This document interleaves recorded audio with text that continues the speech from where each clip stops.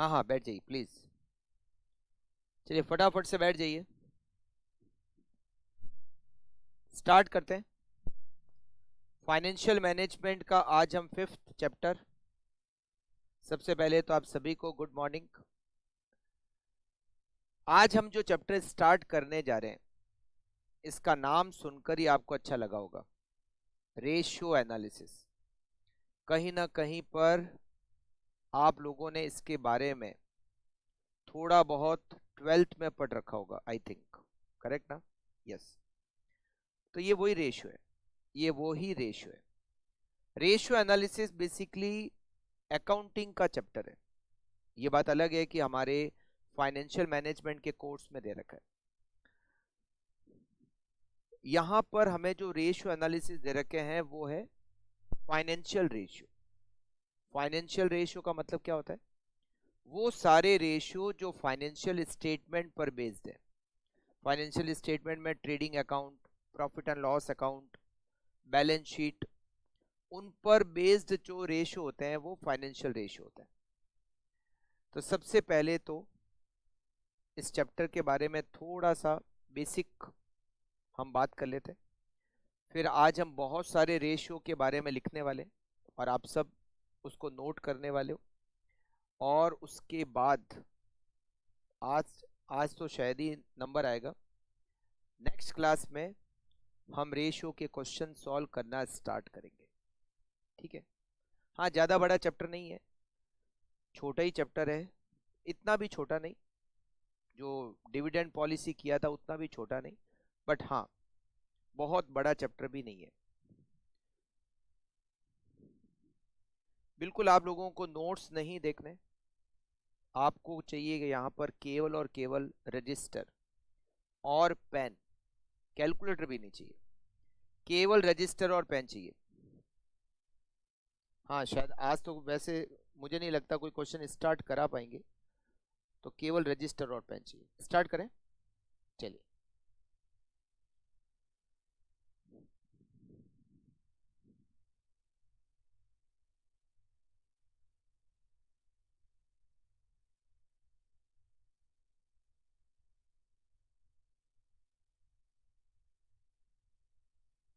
चलिए, chapter ratio analysis.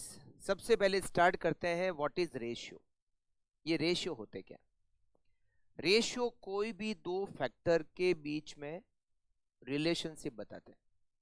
कोई भी दो फैक्टर के बीच में रिलेशनशिप बताते हैं। For example, current ratio. Current ratio का फॉर्मूला होता है current asset divided by current liabilities. क्या होता है? Current asset divided by current liability. ये जो करंट रेशियो है वो करंट एसेट और करंट लाइबिलिटी के बीच में क्या रिलेशनशिप है वो बताता है। फॉर एग्जांपल, करंट रेशियो हमारा 2 आता है, इसका मतलब है कि हमारे पास जितनी करंट लाइबिलिटी है उससे डबल हमारे पास करंट एसेट है। तो करंट एसेट्स और करंट लाइबिलिटी में कितना क्या रिलेशनशिप है वो करंट रेशियो बताता है। जैसे gross profit ratio, gross profit divided by sales into 100। ये रेशियो ग्रॉस प्रॉफिट और सेल्स के बीच का रिलेशनशिप बताता है। तो दो फैक्टर के बीच में रिलेशनशिप बताता है रेशियो, और हम इनको कहते हैं फाइनेंशियल रेशियो। ठीक है? क्या काम आते हैं रेशियो? रेशियो का सबसे मेन जो पर्पस है कैलकुलेट करने का, वो है परफॉर्मेंस को इवेल्युएट करना। कंपनी की परफॉर्मेंस कैसी है, प्रॉफिटेबिलिटी कैसी है, लिक्विडिटी कैसी है, एफिशिएंसी कैसी है। परफॉर्मेंस को इवेल्युएट करने के लिए रेशियो का यूज होता है। एक बिजनेस की परफॉर्मेंस कैसी है, एक बिजनेस का दूसरे बिजनेस से कंपैरिजन करना हो कि कौन सा ज़्यादा अच्छा है, कौन सा ज़्यादा प्रॉफिटेबल है, कौन सा ज़्यादा एफिशिएंट है, कहाँ रिस्क ज़्यादा है, कहाँ रिस्क कम है। इन सब के लिए भी रेशियो का यूज़ होता है।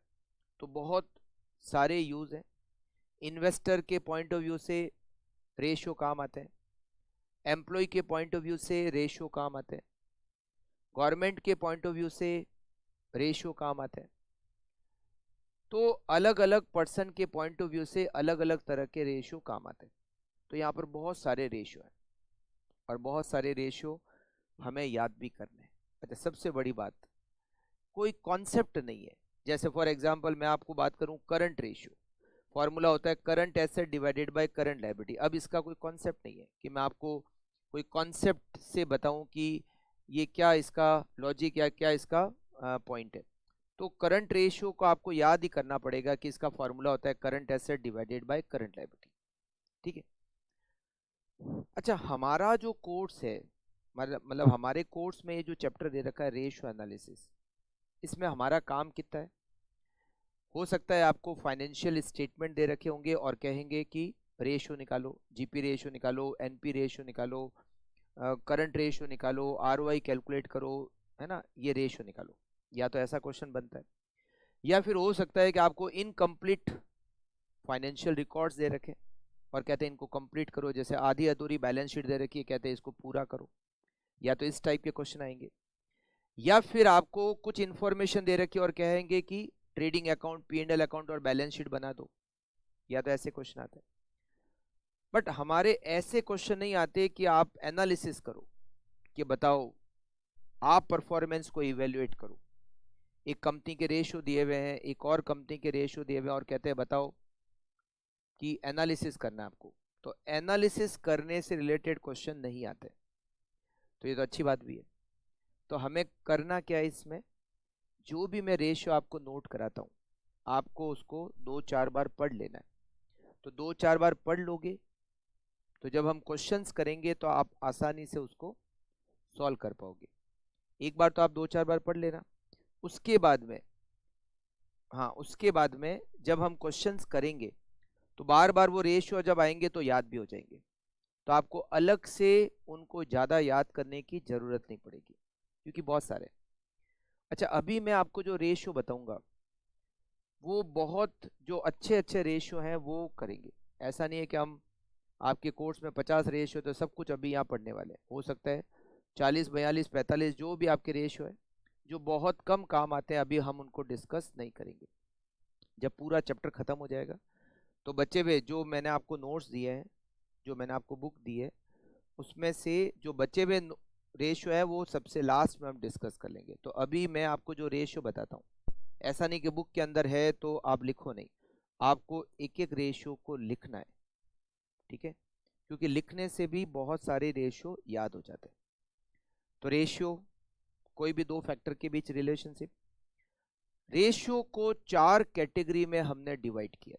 हमने रेशियो को 4 कैटेगरी में डिवाइड किया। फर्स्ट कैटेगरी जिसको हम कहते हैं लिक्विडिटी रेशियो, क्या कहते हैं?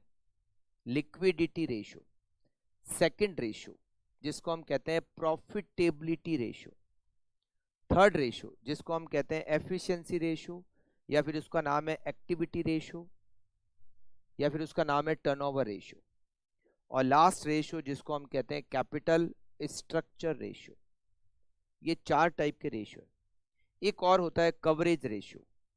तो आप मान लीजिए 5 तरह के रेशियो है। हर टाइप के रेशियो में बहुत सारे रेशियो है, जैसे लिक्विडिटी रेशियो में करंट रेशियो भी आता है, क्विक रेशियो भी आता है, कैश रेशियो भी आता है ना, इस तरह से। तो हर तरह के रेशियो में और भी बहुत सारे रेशियो है। तो हम 1 बाय 1 एक एक टाइप के रेशियो यहाँ पर लिखेंगे और आप लोगों को घर जाके उसको पूरा अच्छी तरीके से 2-3 बार रीड करना है। फिर हम नेक्स्ट क्लास में जब करेंगे तो आपको कुछ रीड किया हुआ होगा, कुछ हम क्वेश्चन से भी पढ़ेंगे और इस तरह से सारे रेशियो हमें अच्छी तरीके से याद हो जाएंगे। ठीक है, और ये चैप्टर भी अच्छा हो जाएगा। ओके, चलिए स्टार्ट करते हैं।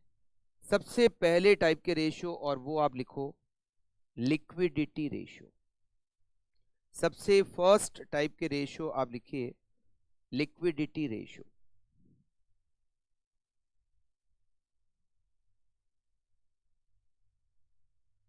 लिक्विडिटी रेशियो, एक कंपनी की लिक्विडिटी ज्यादा है या कम है या एवरेज है, उसको कैलकुलेट करने के लिए हम लिक्विडिटी रेशियो का यूज करते हैं। जिसमें पहला ratio, first ratio current ratio, बिल्कुल आपको लिखते ही अच्छा लगा होगा क्योंकि आप लोगों ने कहीं ना कहीं पढ़ रखा है। करंट रेशियो जिसका फॉर्मूला होता है current assets divided by current liabilities. Current ratio का फॉर्मूला होता है current asset divided by current liabilities. Current assets में क्या क्या आता है? हाँ, करंट एसेट्स में cash, stock, debtor, prepaid expenses, short term advance अगर आपने किसी को दिया है तो, correct, bank balance, marketable securities, इन सब को हम कहते हैं करंट रेशियो। करंट लायबिलिटी में क्या क्या आता है? क्रेडिटर्स, अच्छा करंट रेशियो में करंट एसेट्स में बिल्स रिसीवेबल है ना। करंट लायबिलिटी में क्या क्या आता है? Creditors, outstanding expenses, bills payable, bank overdraft, short term loan, short term loan, इन सबको हम क्या कहते हैं? करंट लायबिलिटीज कहते हैं। तो करंट रेशियो बताता है कि करंट एसेट्स करंट लायबिलिटी से कितना गुना है। मान लो करंट रेशियो आता है 3, मतलब आपकी जो करंट लायबिलिटी है उससे 3 गुना आपकी करंट एसेट्स है। ये कंपनी की लिक्विडिटी को कैलकुलेट करने के काम आता है। करंट रेशियो जितना ज्यादा होता है उतनी ज्यादा लिक्विडिटी होती है, करेक्ट। आप दूसरा लिखिए quick ratio. Quick ratio, quick, अच्छा करंट एसेट्स का मतलब लिखे हैं, चलिए लिख लिए, बिल्कुल लिख लीजिए। Current assets equal to stock plus cash and bank plus debtor plus bills receivable plus marketable securities, marketable securities plus advance, आपने किसी को एडवांस दिया है, प्लस प्रीपेड एक्सपेंसेस एटसेट्रा, और कुछ करंट एसेट्स में हो तो। करंट लायबिलिटी में भी लिख लीजिए फिर तो। Current liability, current liability equal to creditors plus outstanding expenses plus bank overdraft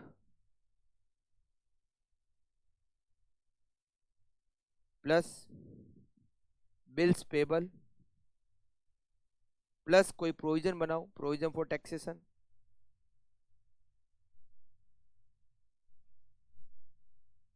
etcetera. Second ratio लिखिए आप quick ratio. Quick ratio, quick ratio का फॉर्मूला लिखिए quick asset divided by current liabilities.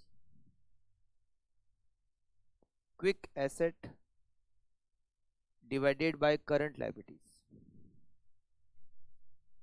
Quick asset का मतलब होता है current asset, current asset minus stock minus prepaid expenses. वैसे अगर प्रीपेड एक्सपेंसेस की डिटेल नहीं हो तो करंट एसेट्स माइनस स्टॉक को भी हम प्रीपेड एक्सपेंस क्विक एसेट कहते हैं। करंट लायबिलिटी तो है ही। अच्छा ये जो क्विक रेशियो है, क्विक रेशियो, इसके दो नाम और है। क्विक रेशियो को लिक्विड रेशियो भी कहते हैं, लिक्विड रेशियो, और क्विक रेशियो को एसिड टेस्ट रेशियो भी कहते हैं, एसिड टेस्ट रेशियो भी कहते हैं।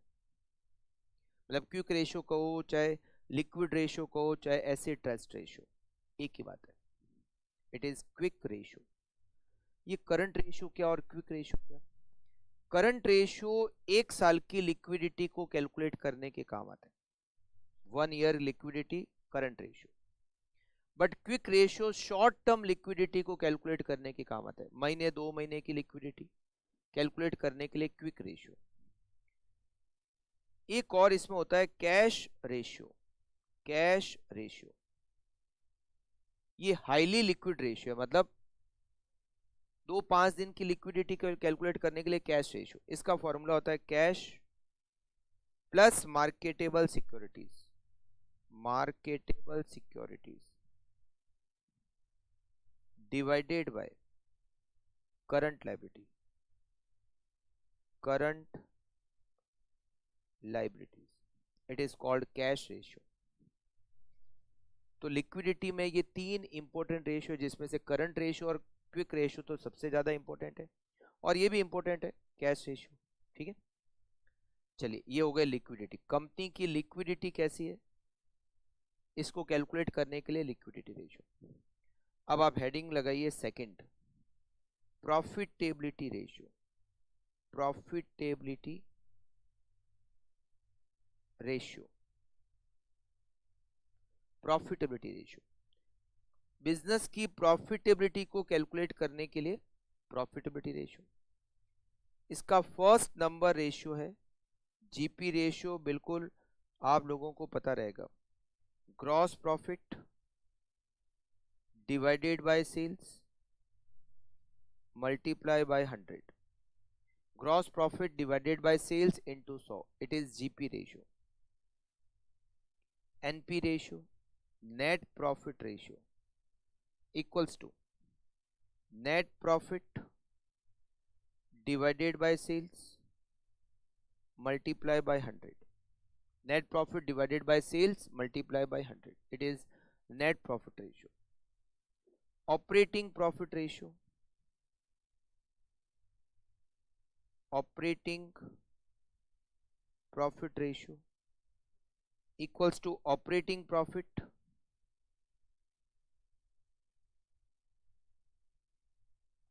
divided by sales multiply by 100। operating profit divided by sales multiply by 100, it is operating profit ratio। अच्छा, ये जीपी तो समझ में आ गया, ग्रॉस प्रॉफिट रेशियो जीपी समझ में आता है, नेट प्रॉफिट समझ में आता है। What is operating profit? आप लिखिए ऑपरेटिंग प्रॉफिट। वैसे हमने चैप्टर पढ़ा था लिवरेज, तो मैंने कहा था कि ईबीआईटी को ऑपरेटिंग प्रॉफिट कहते हैं, earning before interest and tax. But उसमें 1-2 और एडजस्टमेंट करने पड़ते हैं। देखो ईबीआईटी तो है ही, मतलब net profit plus interest plus tax, EBIT तो है ही। अगर इनकम ऑन इन्वेस्टमेंट, ये loss on sale of assets दे रखा है, अगर किसी एसेट को बेचने का लॉस दे रखा है तो उसको ऐड करना होता है, और अगर किसी एसेट को बेचने से लॉस हो रखा है, प्रॉफिट हो रखा है, तो उसको माइनस करना होता है। अगर इन्वेस्टमेंट की इनकम है तो उसको भी माइनस करना होता है। वहां ईबीआईटी के अलावा और कोई एडजस्टमेंट नहीं थे, बट यहां पर 2-3 और एडजस्टमेंट करने होते हैं। जो ईबीआईटी है, मतलब net profit before interest and tax, अगर किसी एसेट या इन्वेस्टमेंट को बेचने का लॉस होता है तो वो लॉस ऑपरेटिंग एक्सपेंसेस नहीं है, इसीलिए वापस ऐड होता है। और अगर किसी एसेट या इन्वेस्टमेंट को बेचने से प्रॉफिट हो रहा है तो वो ऑपरेटिंग इनकम नहीं है, इसलिए वापस माइनस हो जाती है। इन्वेस्टमेंट पर अगर आपको इनकम होती है, जैसे डिविडेंड, इंटरेस्ट की इनकम, वो भी आपकी ऑपरेटिंग इनकम नहीं है, तो वो भी क्या हो जाती है, minus. Result is operating profit. ठीक है, तो operating profit divided by sales into 100, it is operating profit ratio. Fourth ratio, operating ratio. Operating ratio equals to operating cost, operating cost divided by sales into 100। Operating cost sales का कितना percentage है उसको कहते हैं operating ratio. अच्छा, operating cost कैसे आती है? Operating cost equals to sales minus operating profit. अगर मैं सेल्स में से ऑपरेटिंग प्रॉफिट माइनस कर दूं तो मुझे ऑपरेटिंग कॉस्ट मिल जाएगी। और ऑपरेटिंग प्रॉफिट कैसे निकालते हैं, जस्ट हमने ऊपर पढ़ा है। Ratio is operating ratio. Next, return on investment. Return on investment या फिर इसका एक और नाम है return on capital employed. Return on capital employed, ROI. Return on investment मतलब आरओआई। इसका फॉर्मूला होता है operating profit divided by capital employed multiply by 100। Operating profit divided by capital employed multiply by 100। Operating profit हम already calculate. Capital employed क्या होती है, what is capital employed, equals to equity share capital plus preference share capital, preference share capital plus debenture, plus debenture plus loan plus reserve and surplus, reserve and surplus minus investment minus capital work in progress. Capital work in progress. अच्छा, capital work in progress fixed assets under construction को कहते हैं। Capital work in progress fixed assets under construction को कहते हैं। अगर fixed assets under construction है तो आप उसको कैपिटल एम्प्लॉयड मतलब उसको कैपिटल वर्क इन प्रोग्रेस कहते हैं, ठीक है। तो कैपिटल एम्प्लॉयड में क्या क्या आता है, ओके। फिर आप नेक्स्ट लिखिए 6 number, return on share holder fund. Return on share holder fund, बिल्कुल ये सब याद ही करने पड़ेंगे, कोई ऑप्शन नहीं है। मैं लिखा रहा हूं, आप सबको ये सब कुछ पढ़ने पड़ेंगे। हाँ, ऐसा भी नहीं है कि मतलब बैठ के रटो, बट हाँ 2-3 बार पढ़ लेना, फिर जब क्वेश्चंस करेंगे ना तो बिल्कुल मतलब इसमें से 90% तो आपको वैसे ही याद हो जाएंगे, अलग से याद करने की जरूरत नहीं पड़ेगी। Return on share holder fund, इसका फॉर्मूला होता है net profit divided by share holder fund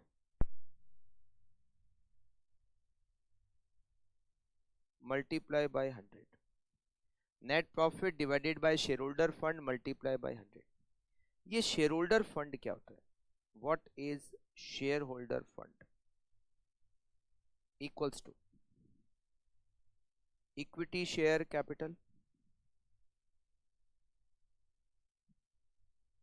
plus preference share capital, preference share capital plus debenture, sorry equity share capital plus preference share capital plus reserve and surplus, plus reserve and surplus, it is share holder fund. Share holder fund में equity share मतलब आप लोगों ने वैसे balance sheet पढ़ी होगी ना, तो बैलेंस शीट में सबसे पहले क्या आता है, शेयर होल्डर फंड ही तो आता है लायबिलिटी साइड में। तो शेयर होल्डर फंड में क्या आता है, शेयर कैपिटल और रिजर्व एंड सरप्लस, तो उन दोनों को ऐड करेंगे तो क्या होगा, it is share holder fund. अच्छा, ये जो शेयर होल्डर फंड है इसके 4-5 और नाम है।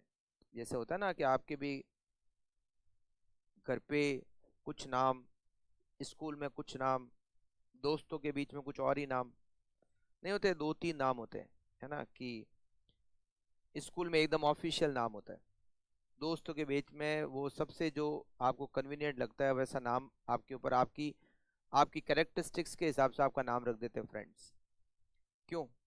और घर में सुविधा के हिसाब से नाम रखते हैं, छोटा नाम रखते हैं, चिंटू पिंटू टिंकू, आराम से बुलाया जा सके। मगर जो स्कूल में नाम होता है एकदम ऑफिशियल नाम होता है, जैसा होना चाहिए। तो स्कूल में नाम अलग, घर में सुविधा के हिसाब से छोटा नाम, और फ्रेंड्स आपके हिसाब से आपका नाम रखते हैं, है ना। तो आपकी जो कैरेक्टरिस्टिक्स है, आपका जो तरीका है, आपके जो गुण है, उसके हिसाब से दोस्त आपका नाम रख देते हैं। नहीं, हाँ, कोई मान लो बहुत ज्यादा पढ़ाई करने वाला है तो उसको पढ़ाई का कीड़ा कह देते हैं, कुछ इस तरीके से, है ना। तो अलग अलग के तरीके से नाम रखते हैं। कोई भारी नंबर का चश्मा पहनता है तो चश्मिश, कुछ ऐसा तरह से। नहीं, हाँ। तो शेयर होल्डर फंड के भी चार नाम और है, चार नाम और है। एक नाम है इसका नेट वर्थ, नेट वर्थ, इसको नेट वर्थ भी कहते हैं।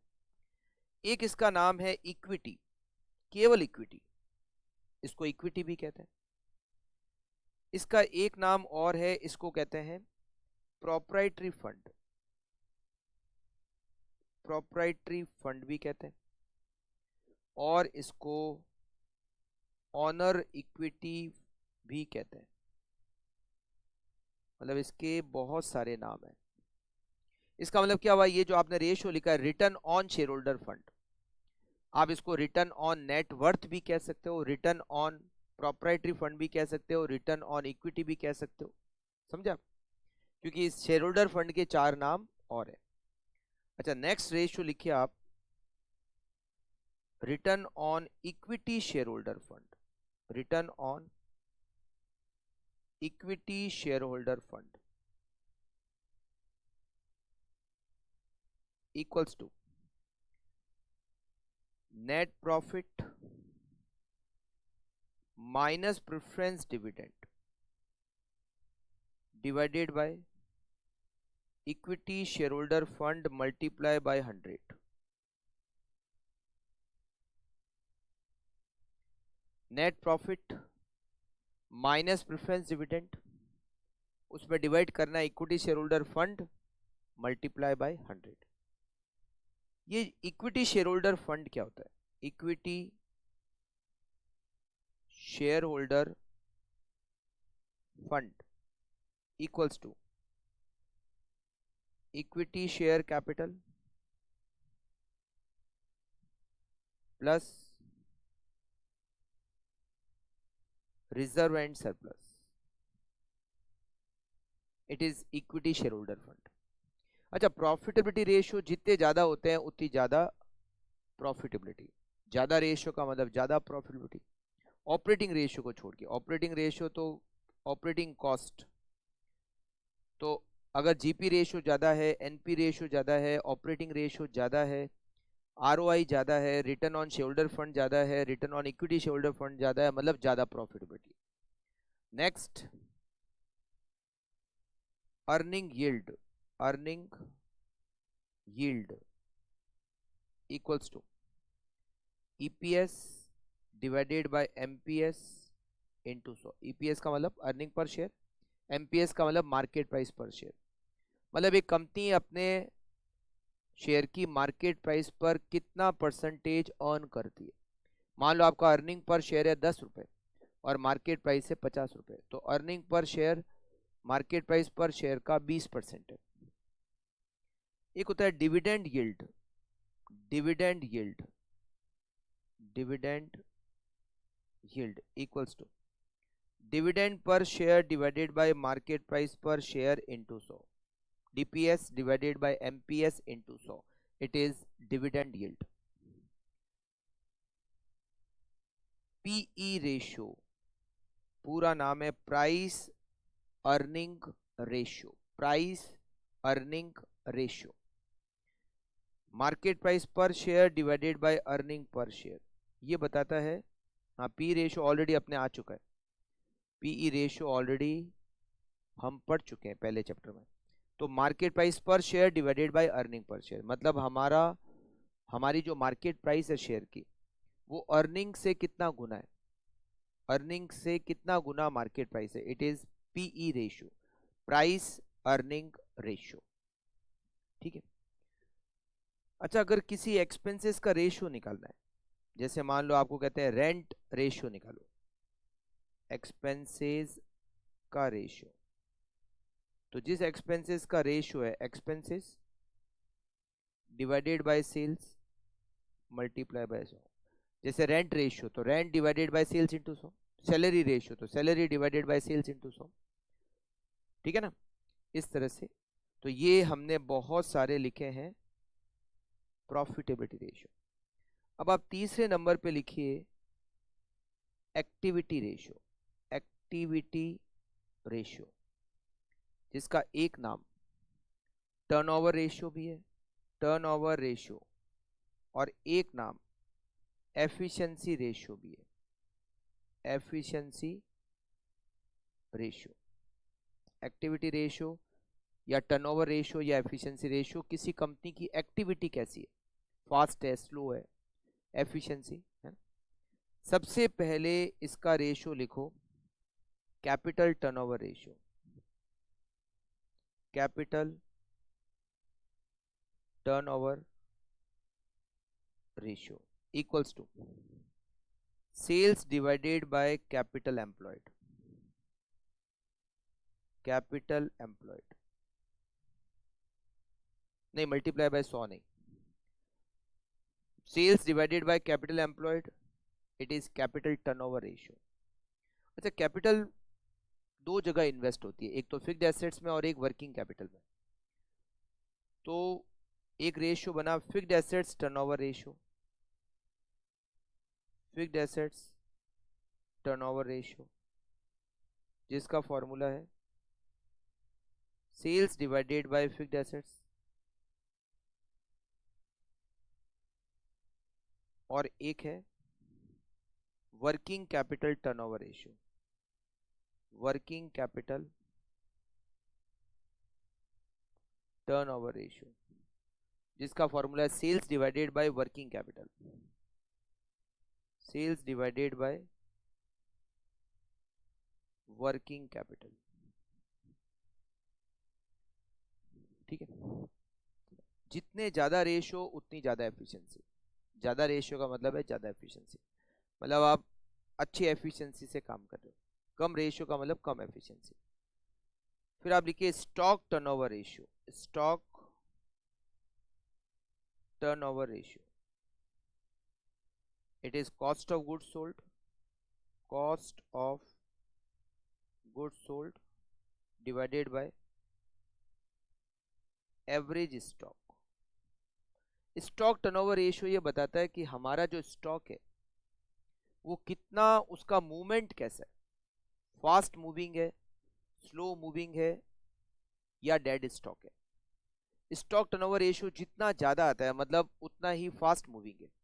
अगर स्टॉक टर्नओवर रेशियो ज्यादा है मतलब हमारा स्टॉक फास्ट मूविंग है। स्टॉक टर्नओवर रेशियो कम है मतलब स्लो मूविंग है। अगर स्टॉक टर्नओवर रेशियो आपका 0 आ रहा है मतलब डेड स्टॉक है। तो स्टॉक टर्नओवर रेशियो मूवमेंट को बताता है, फास्ट मूविंग, स्लो मूविंग या dead. Stock holding period, stock holding period, हम स्टॉक को कितने टाइम के लिए होल्ड करके रखते हैं। स्टॉक को कितने टाइम के लिए होल्ड करके रखते हैं, मतलब स्टॉक खरीदा और बेचा, खरीदने और बेचने के बीच में कितना time gap is called stock holding period. इसको डेज में कैलकुलेट कर सकते हैं तो 365, अगर वीक में कैलकुलेट करना है तो 52, या मंथ में कैलकुलेट करना है तो 12 divided by stock turnover ratio.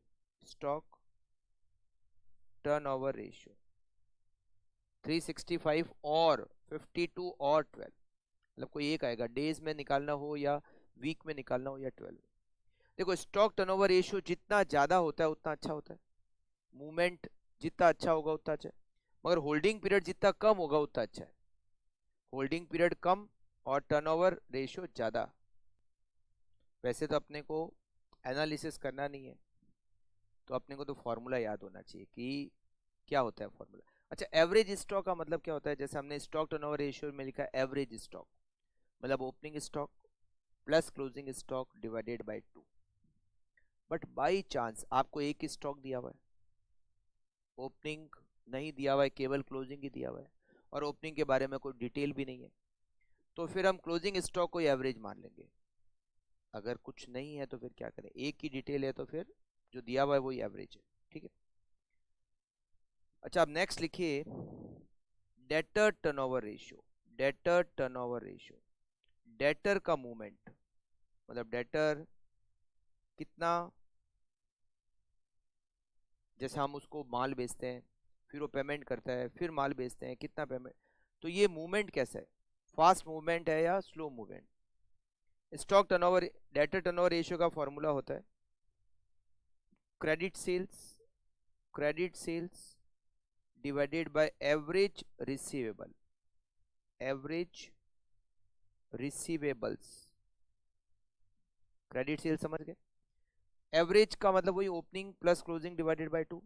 What is receivables, receivables दो को मिलाकर बनता है, एक तो है डेटर और एक है बिल्स रिसीवेबल, दोनों को जोड़ेंगे तो रिसीवेबल्स आएगा, और एवरेज करना है तो opening receivable plus closing receivable divided by 2। हाँ, अगर क्वेश्चन में बिल्स रिसीवेबल की डिटेल नहीं है तो फिर हम ये मानते हैं डेटर है, मतलब रिसीवेबल्स का मतलब डेटर, अगर बिल्स रिसीवेबल की डिटेल नहीं है तो।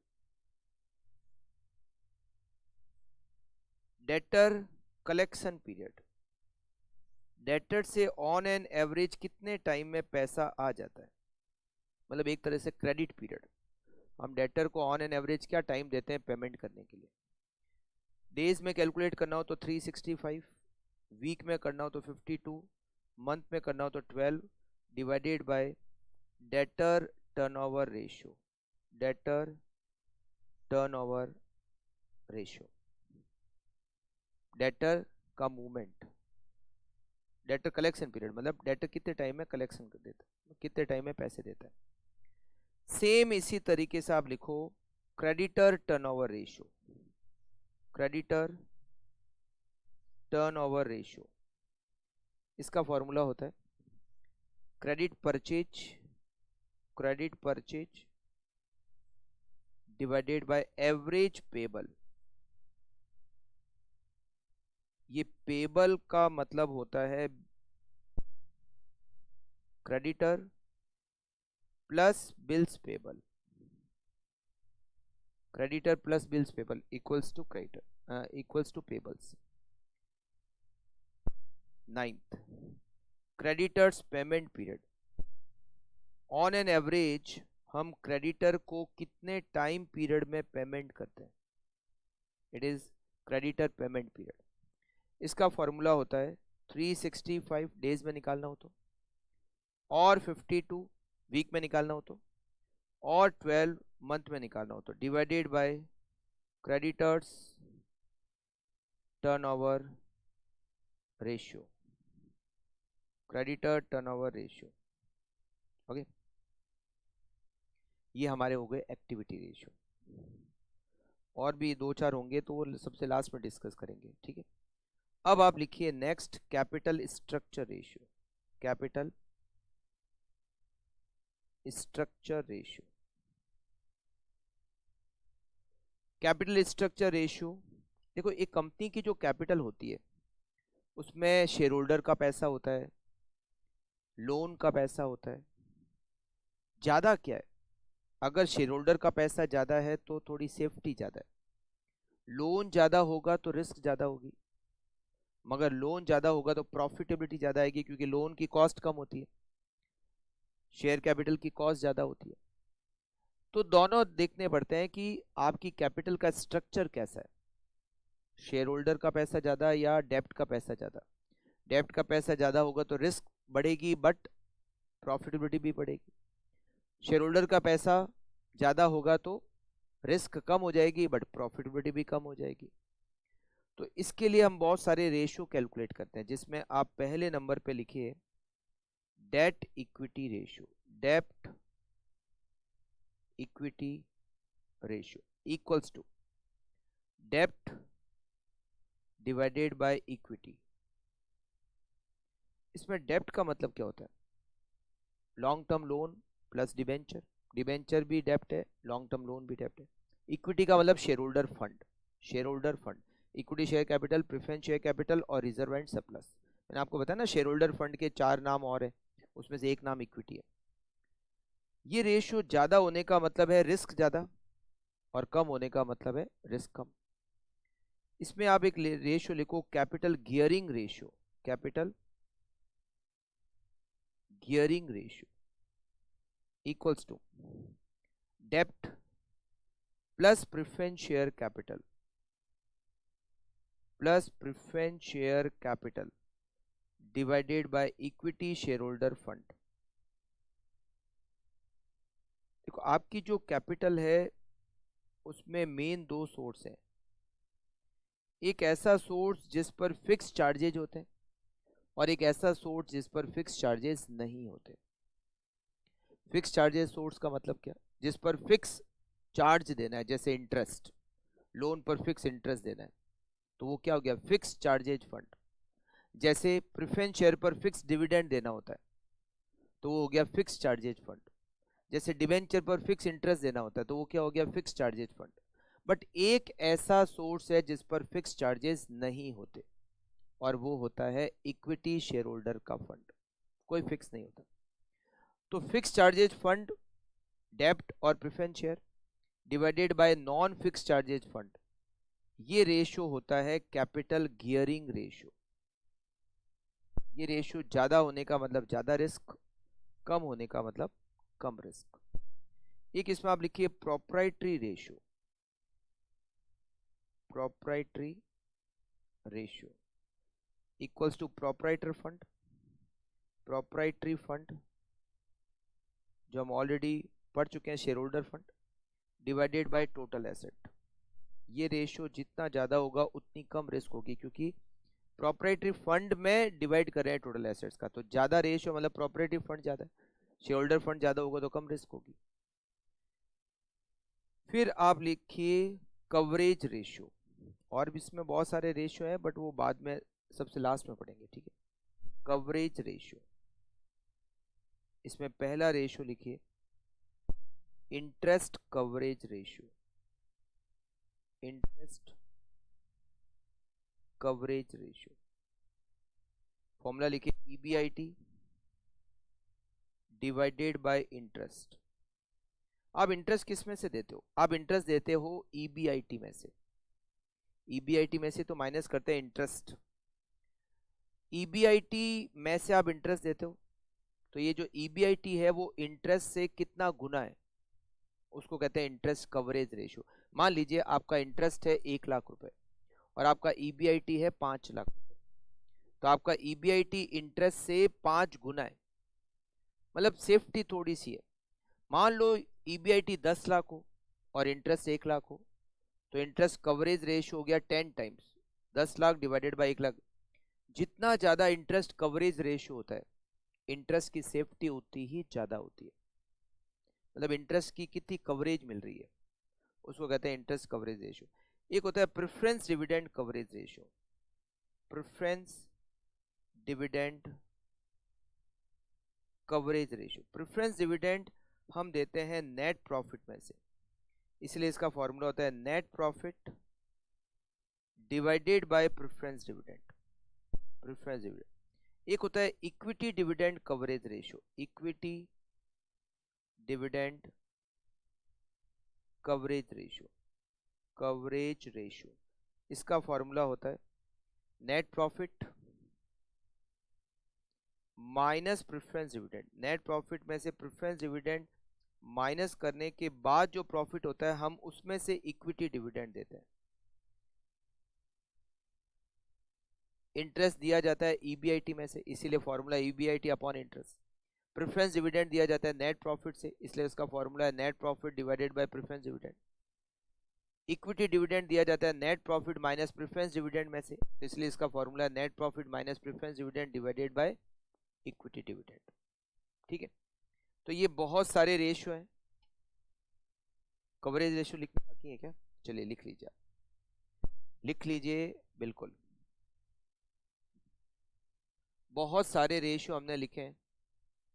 लिक्विडिटी रेशियो में 3, प्रॉफिटेबिलिटी में 11, 14 प्लस 9 प्लस 3 प्लस 3, खूब सारे लिखे। ये सारे रेशियो आपको क्या करना है, आराम से बैठ कर 3-4 बार पढ़ना है। नहीं नहीं, आज क्वेश्चंस करेंगे क्योंकि टाइम है हमारे पास, तो आज कुछ क्वेश्चंस तो हम करेंगे, बिल्कुल करेंगे।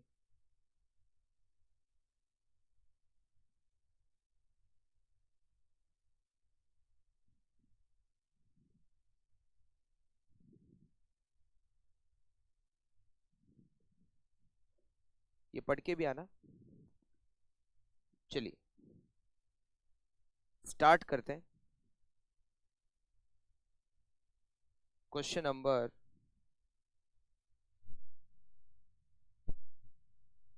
1। क्वेश्चन नंबर 1 दिसंबर 2013 के एग्जाम पेपर में आ चुका है। आपको एक कंपनी की बैलेंस शीट दे रखी है, या बैलेंस शीट, हाँ इस चैप्टर में बैलेंस शीट वगैरह जो भी है ना वो सब हॉरिजेंटल फॉर्मेट में ही है, मतलब वर्टिकल फॉर्मेट में नहीं है ना। हाँ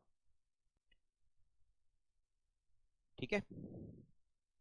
the balance sheet of XYZ limited for the year ended, तो यहाँ पर रेशियो के अंदर हमें हॉरिजेंटल फॉर्मेट ही काम लेना है, या वर्टिकल फॉर्मेट नहीं काम आता। हाँ वो जो बनाते हैं ना वर्टिकल फॉर्मेट से बैलेंस शीट कंपनी की, पहले लाइबिलिटीज फिर एसेट, वो यहाँ पे नहीं, normal horizontal format. The balance sheet of XYZ limited for the year ended 31 March 2013 is given below. क्या क्या दे रखा है, इक्विटी शेयर कैपिटल दे रखी है, प्रेफरेंस शेयर कैपिटल दे रखी है, जनरल रिजर्व दिए हुए, सिक्योर लोन दिया हुआ है और क्रेडिटर्स दिए हुए, land building machinery furniture inventory debtor cash और बैंक। ये क्वेश्चन आपके आया हुआ है एग्जाम में दिसंबर 2013 के पेपर में। आपको करंट रेशियो पता करना है, आपको प्रोप्राइटरी रेशियो पता करना है, आपको डेट इक्विटी रेशियो और आपको कैपिटल गियरिंग रेशियो पता करना है। स्टार्ट करें। चलिए सबसे पहले आप लिखिए current ratio. Current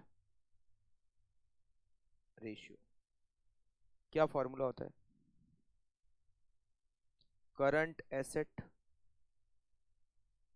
divided by current liabilities.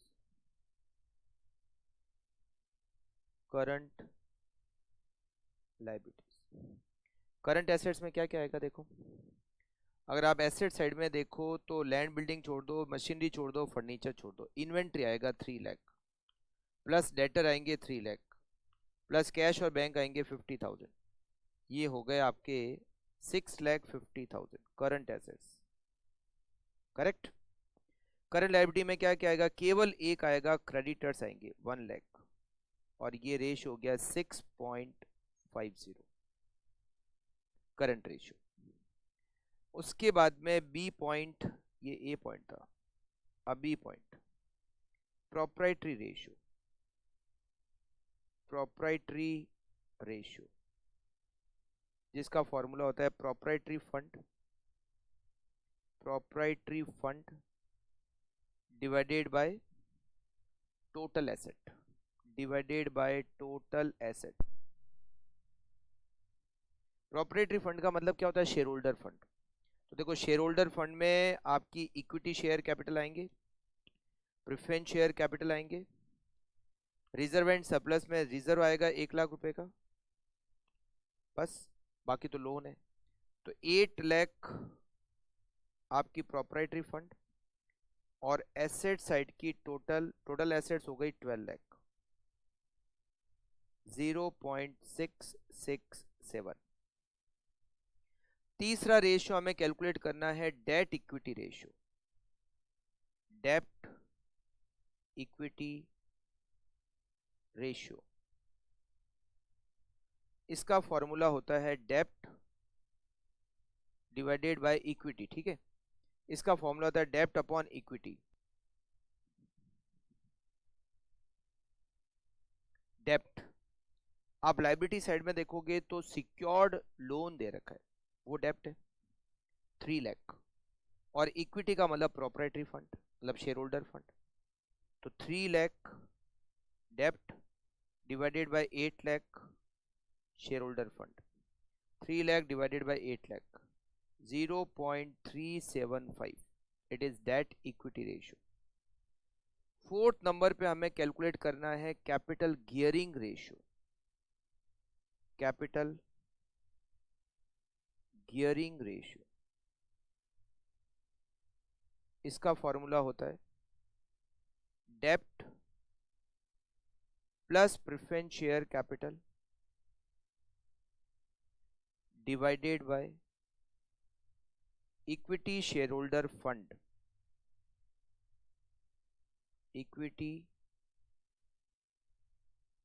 Share holder fund, डेप्ट कितना है 3 lakh, preference share capital 3 lakh divided by equity share holder fund. Equity share holder fund में इक्विटी शेयर कैपिटल और रिजर्व एंड सरप्लस आता है। अच्छा सॉरी, डेप्ट यहाँ पर 2 लाख का है, सॉरी डेप्ट यहाँ पे नहीं, ये प्रेफरेंस शेयर कैपिटल यहाँ पे 2 लाख की है, इसको चेंज करते हैं, ये 2 लाख है preference share capital,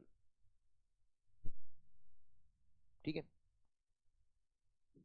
equity share नहीं, डेप्ट प्लस प्रेफरेंस शेयर, फिर इक्विटी शेयर होल्डर फंड में इक्विटी शेयर आएगी 5 lakh plus reserve and surplus में रिजर्व है 1 लाख, तो 6 लाख।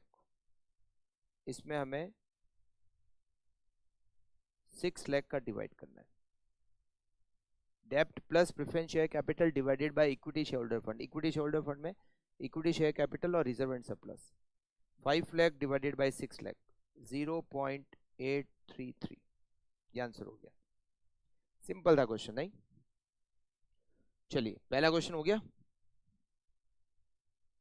लिख कर लिया आप लोगों ने, ठीक है। क्वेश्चन नंबर आप देखिए 2, और ये क्वेश्चन नंबर 2 जून 2019 अटेम्प्ट में आ रखा है। स्टार्ट करें। The balance sheet of Vasudha limited as on 31 March 2019 is given below. Liabilities, equity share capital, general reserve, P&L account current year का, secure loan long term, secure loan short term. ये जो secure loan long term है ये तो डेप्ट है, मगर ये जो सिक्योर लोन शॉर्ट टर्म है ये करंट लाइबिलिटी है ना। क्रेडिटर और other liabilities, fixed assets, investment, stock, debtor, cash and cash equivalent, miscellaneous expenditure not yet return of. Addition information from the P&L account, rupees 90 lakh was transferred to general reserve during the year.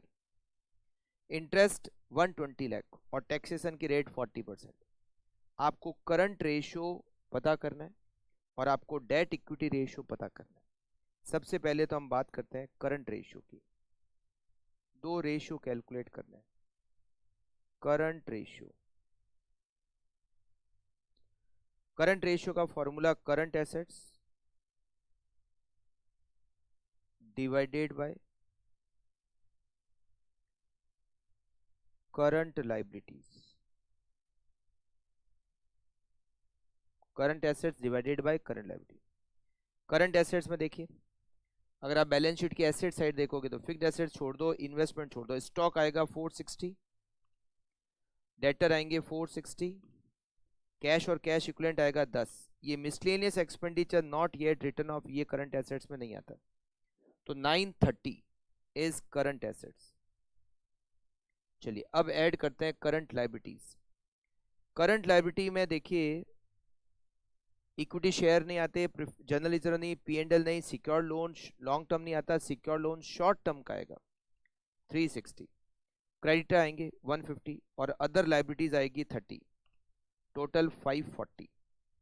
इसमें divide होगा 540 का, 930 divided by 540, 1.722 current ratio हो गया। Second ratio हमें पता करना है debt equity ratio.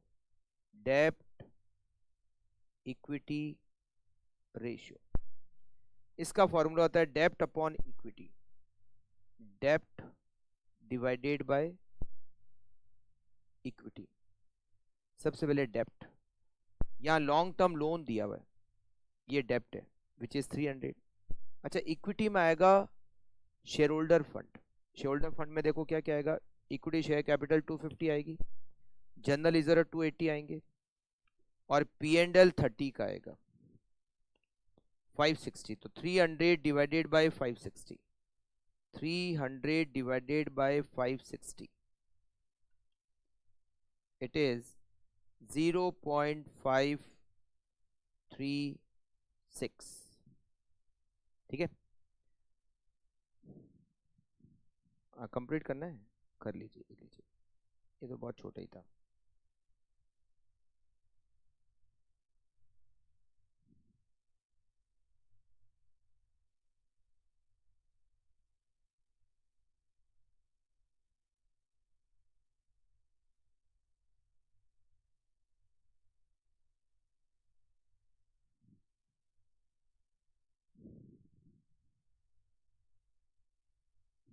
Okay,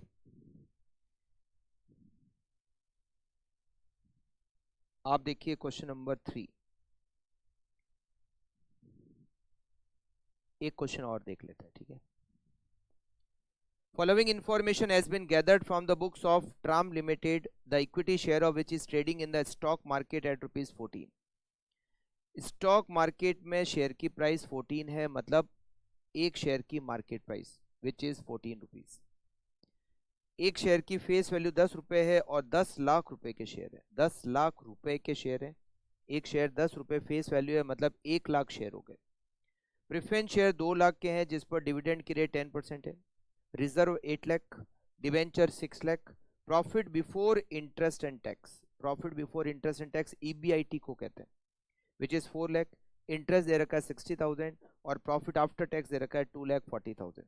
आपको सबसे पहले रिटर्न ऑन कैपिटल एम्प्लॉयड पता करना है। A point, return on capital employed equals to EBIT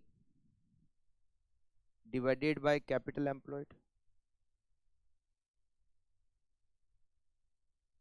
multiply by 100। Return में ऑपरेटिंग प्रॉफिट, मतलब हम क्या लेते हैं ऑपरेटिंग प्रॉफिट, और ऑपरेटिंग प्रॉफिट का मतलब ईबीआईटी। अच्छा, ईबीआईटी में हम दो चीजें, तीन और एडजस्टमेंट करते हैं, दो ऐड होते हैं, एक लेस होता है। Loss on sale of assets ये ऐड होता है, profit on sale of assets minus होता है, और इनकम ऑन इन्वेस्टमेंट माइनस होता है। मगर वो जो तीन एडजस्टमेंट होते हैं उसमें से कुछ भी नहीं है, तो ऑपरेटिंग प्रॉफिट का मतलब हो गया ईबीआईटी। अच्छा, ईबीआईटी कितनी हो गई? ईबीआईटी यहाँ दे रखी है 4 लाख। चलिए 4 लाख रुपए। कैपिटल एम्प्लॉयड में क्या क्या आता है? Equity, preference, debenture, loan, reserve and surplus सब आते हैं। तो इक्विटी शेयर दे रखे हैं 10 लाख रुपए के, प्लस प्रेफरेंस शेयर दे रखे हैं 2 लाख के, प्लस रिजर्व दे रखे हैं 8 लाख के, प्लस डिबेंचर दे रखे हैं 6 लाख के। इन सबको जोड़ोगे तो आपका कैपिटल एम्प्लॉयड हो गया 26 lakh multiply by 100। 4 lakh divided by 26 lakh multiply by 100, 15.385% it is return on capital employed. फिर हमें पता करना है earning per share, earning per share EPS. EPS equal to net profit.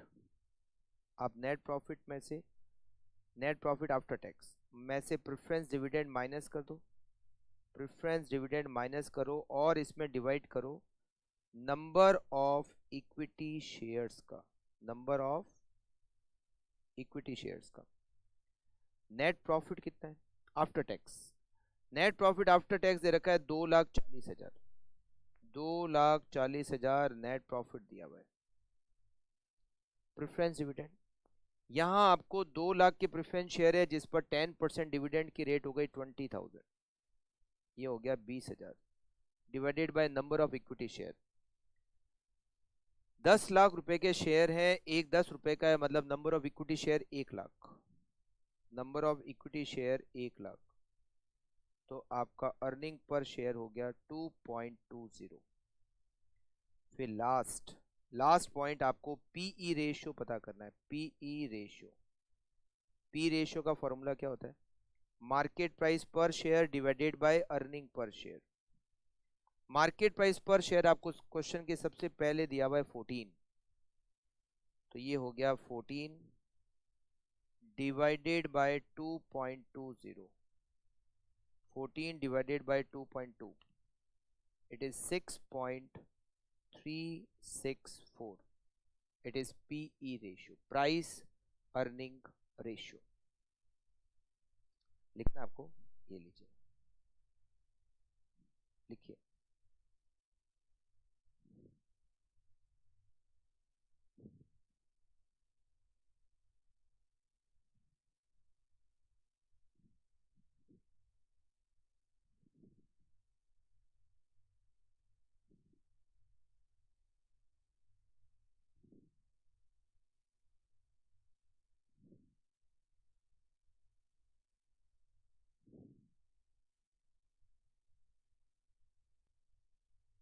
यहां तक तो क्वेश्चन थे सिंपल, जिसमें हमें रेशियो कैलकुलेट करने थे, बट अब जो आगे क्वेश्चंस है वो इतने सिंपल नहीं है। तो अब आप क्या करोगे, अब आप करोगे कि जो मैंने रेशियो आपको बताया लिखा है वो सब कुछ रेशियो आप पढ़ के आओगे।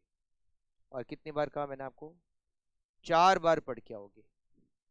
नेक्स्ट क्लास से पहले वो सारे रेशियो 4 बार पढ़ने हैं आपको, सुबह, दोपहर, शाम, और एक बार सोने से पहले, सोने के बाद नहीं, सोने से पहले, हाँ सोने के बाद में नींद में। तो 4 बार पढ़ना है, खाना खा के पढ़ना, जो बाहर नहीं है दबे हुए रहे। तो आप लोग बिल्कुल ये सारे 4 बार पढ़ना, फिर नेक्स्ट क्लास आपको अटेंड करोगे तो उससे आपके सारे मतलब क्वेश्चन अच्छी तरह से हो जाएंगे। ये 4 तो इजी थे क्वेश्चन, 3 क्वेश्चन जो आज किए वो तो इजी थे, बट अब थोड़े से अच्छे क्वेश्चंस का सामना आपका होगा, मतलब अच्छे क्वेश्चन के साथ आप नेक्स्ट क्लास में रूबरू हो पाओगे। ठीक है, तो आपकी तैयारी भी वैसी होनी चाहिए। ओके, तो आज की क्लास को यहीं पर ख़त्म करें और मिले नेक्स्ट क्लास में। ठीक है, तब तक पढ़ के आओगे। ओके, चलिए ठीक है, मिलते हैं नेक्स्ट क्लास में। Okay, thank you, take care.